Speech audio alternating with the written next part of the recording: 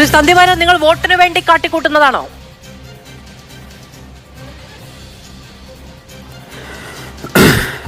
മാധു, പ്രിയപ്പെട്ട ശിവശങ്കർ പറഞ്ഞ പല കാര്യങ്ങളിലും അദ്ദേഹം ആശ്രയിച്ചത് രാകേഷ് സിൻഹയുടെ പുസ്തകമാണ്.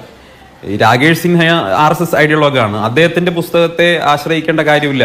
RSS തന്നെ പുറത്തിറക്കിയിട്ടുള്ള ഗുരുജി സമഗ്ര ദർശൻ ആ പുസ്തകത്തിൽ കൃത്യമായിട്ട് ഈ കാര്യങ്ങൾ സൂചിപ്പിക്കുന്നുണ്ട്. മാത്രമല്ല അതേ പുസ്തകത്തിൽ ഗുരുജി സമഗ്ര ദർശൻ വോള്യം 4 പേജ് 40 പറയുന്നത്, we should remember that in our pledge we have talked of freedom of the country through defending religion and culture. മതത്തെയും സംസ്കാരത്തെയും ഡിഫെൻഡ് ചെയ്തുകൊണ്ടുള്ള സ്വാതന്ത്ര്യത്തെക്കുറിച്ചാണ് ഞങ്ങൾ സങ്കല്പിക്കുന്നത്. There is no mention of departure of British from here. ബ്രിട്ടീഷുകാർ ഇവിടുന്ന് പോകുന്നതിനെ കുറിച്ച് ഞങ്ങൾ ചിന്തിച്ചിട്ടേ ഇല്ല എന്നുള്ളതാണ് ഗുരുജി പറഞ്ഞിട്ടുള്ളത്. അതായത് ദ്വിതീയ സർസംഘചാലകായിരുന്ന ഗുരുജി ഗോൾവൽക്കർ പറഞ്ഞിട്ടുള്ള 1. 2, ഞാൻ നേരത്തെ സൂചിപ്പിച്ചു, ഡോക്ടർ ഹെഡ്ഗേവാർ തന്നെ അദ്ദേഹത്തോട് സ്വാതന്ത്ര്യ സമരത്തിൽ പങ്കെടുക്കാൻ വേണ്ടി ഒരാൾ അനുവാദം ചോദിച്ചപ്പോൾ അദ്ദേഹം അതിനെ നിരുത്സാഹപ്പെടുത്തുകയാണ് ചെയ്തത്. ഇവിടെ പ്രധാനപ്പെട്ട ചോദ്യം എന്താണ്? ഡോക്ടർ ഹെഡ്ഗേവാറിന്റെ പേരിൽ ഒരു മുനിസിപ്പാലിറ്റി കെട്ടിടം തുടങ്ങുന്ന സമയത്ത് എന്തിന്റെ പേരിലാണ് അദ്ദേഹത്തിന് വേണ്ടി സ്മാരകം ഒരുക്കേണ്ടത്? അദ്ദേഹത്തിന്റെ സംഭാവനകൾ എന്താണ് ഈ രാജ്യത്തിന്? RSSന്റെ രൂപീകരണമാണോ ആ സംഭാവന? അങ്ങനെയാണെങ്കിൽ സ്വാതന്ത്ര്യ സമരത്തിൽ RSSന്റെ പങ്കെന്താണ്?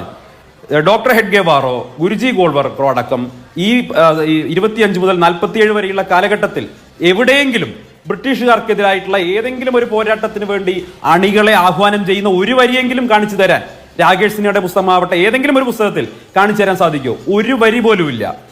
അന്നും ഓർഗനൈസർ ഉണ്ടായിരുന്നല്ലോ. ഇന്നിപ്പോ ഈ ക്രിസ്ത്യൻ സഭകളുടെ ഭൂമിയുടെ കണക്കൊക്കെ പറയുന്ന ഓർഗനൈസർ അന്നും ഉണ്ടായിരുന്നു. ആ ഓർഗനൈസറിലോ അല്ലെങ്കിൽ അന്നത്തെ ഏതെങ്കിലും ഒരു RSS പ്രസിദ്ധീകരണത്തിലോ ബ്രിട്ടീഷുകാർക്കെതിരായിട്ടുള്ള ഒരു പോരാട്ടത്തിന് ആഹ്വാനം ചെയ്യുന്ന ഒരു വരി പോലും RSS പ്രസിദ്ധീകരിച്ചിട്ടില്ല. അവർ ഹിന്ദു ദേശീയതയ്ക്ക് വേണ്ടിയിട്ടാണ് അന്നും ഇന്നും എന്നും നിലകൊള്ളുന്നത്. ഇന്ത്യൻ ദേശീയതയ്ക്ക് വേണ്ടി. കാരണം സ്വാതന്ത്ര്യ സമരം എന്തിനു വേണ്ടിയാണ് നടന്നത്? ഇന്ത്യൻ ദേശീയതയ്ക്ക് വേണ്ടിയിട്ടാണ്. ഇന്ത്യൻ ദേശീയത എന്ന് പറയുമ്പോൾ ഹിന്ദുവും മുസ്ലിമും ക്രിസ്ത്യാനിയും ഒക്കെ ഉണ്ട്. സിഖുകാരനും ജൈനും പാഴ്സിയും മതമുള്ളവനും മതമില്ലാത്തവനും ഉണ്ട്. അവരെല്ലാം ഒറ്റക്കെട്ടായി നിൽക്കണമെന്ന് പറയുന്ന ഗാന്ധിജിയുടെ മതനിരപേക്ഷ സങ്കല്പത്തിനെതിരായിട്ട് ഗാന്ധിജിയെ വിമർശിച്ചുകൊണ്ടേയിരിക്കുകയായിരുന്നു. ഗാന്ധിജിക്ക് എതിരായിട്ടുള്ള നിലപാടുകൾ സ്വീകരിക്കുകയായിരുന്നു. സമരം പോലും ചെയ്തിട്ടുണ്ട്. വാർദ്ധ ആശ്രമത്തിന് മുന്നിൽ പോയി ഗണവേഷത്തിൽ നിന്ന് ഗാന്ധിക്കെതിരെ മുദ്രാവാക്യം വിളിച്ചതിന്റെ ആ വിഷ്വൽസ്, അന്നത്തെ ആ രംഗം ഗാന്ധി സിനിമയിൽ കാണിച്ചിട്ടുണ്ട്. നിങ്ങൾ കണ്ടാൽ മതി. അപ്പോ ഹിന്ദു മുസ്ലിം ഐക്യത്തിനെതിരായിട്ടുള്ള നിലപാട് സ്വീകരിച്ച ഒരു സംഘടനയ്ക്ക് എങ്ങനെയാണ് സ്വാതന്ത്ര്യ സമരത്തിൽ വേണ്ടി പങ്കെടുക്കാൻ സാധിക്കുക? അത് ചിന്തനീയമേ അല്ല. അവരത് തകർക്കാൻ വേണ്ടി നടന്ന ആളുകളാണ് എന്നുള്ളത് സുവ്യക്തമായിട്ടുള്ള കാര്യമാണ്. 1. 2, ഈ RSSന്റെ ചിന്തയിൽ RSSന്റെ രീതിയിൽ ഞാൻ മനസ്സിലാക്കുന്നത് RSSനോട് വാസ്തവത്തിൽ പാലക്കാട് മുനിസിപ്പാലിറ്റി നടന്ന കാര്യത്തിന് അവർക്ക് എതിർപ്പുണ്ടെന്നാണ് ഞാൻ മനസ്സിലാക്കുന്നത്.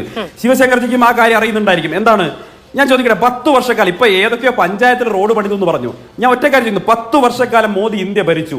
നിരവധി സംസ്ഥാനങ്ങൾ BJP ഭരിക്കുന്നു.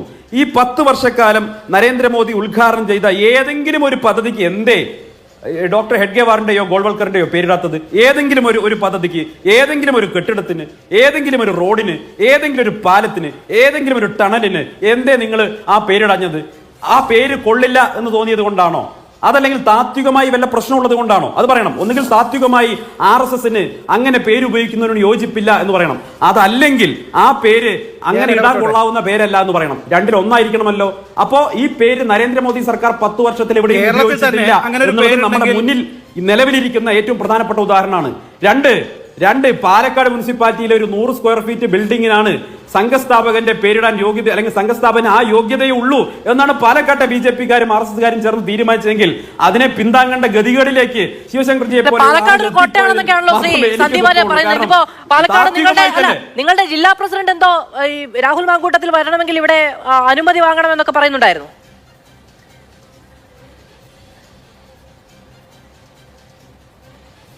എന്നോടാണോ? അതായത് നിങ്ങളുടെ MLAക്ക് അവിടെ വരണമെങ്കിൽ RSSന് അനുമതി വേണമെന്ന് പറയുന്നുണ്ടായിരുന്നു ജില്ലാ സെക്രട്ടറി. എന്റെ ജില്ലാ പ്രസിഡന്റോ? അല്ല, എന്റെ ജില്ലാ പ്രസിഡന്റോ? എന്റെ ജില്ലാ പ്രസിഡന്റ് അല്ലല്ല, നിങ്ങളുടെ MLAക്ക് അവിടെ വരണമെങ്കിൽ RSSന് അനുമതി വാങ്ങണമെന്ന് പറയുന്നുണ്ടായിരുന്നു പ്രശാന്ത് ശിവൻ.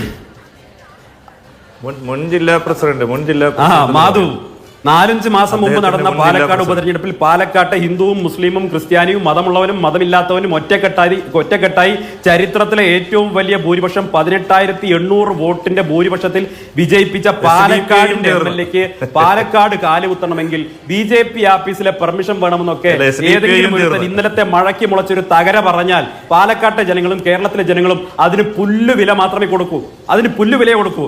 ഈ പാൽ സൊസൈറ്റി നേതാവിന്റെ അനുയായിയാണല്ലോ, പെട്ടിതൂക്കിയാണല്ലോ എന്നുള്ളത് പറഞ്ഞത്. പാലക്കാട് പാൽ സൊസൈറ്റി മുതൽ പാർലമെന്റ് വരെ ഏത് തെരഞ്ഞെടുപ്പ് നടന്നാലും BJPക്ക് മുന്നോട്ട് വെക്കാനുള്ള ഏക സ്ഥാനാർത്ഥി, ആ സ്ഥാനാർത്ഥിയെ പെട്ടിതൂക്കിയായി ജില്ലാ പ്രസിഡന്റ് സ്ഥാനത്ത് വന്ന വേന്ദ്രനാണല്ലോ അത് പറഞ്ഞത്. ഞങ്ങൾ അതിന് പുല്ലിന്റെ വില മാത്രമേ കൊടുക്കുകയുള്ളൂ. രാഹുൽ മാങ്കൂട്ടത്തിൽ അവിടെ സധൈര്യം പ്രവർത്തിക്കും.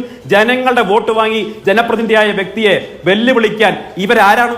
എന്ത് ജനാധിപത്യ മര്യാദയാണ്?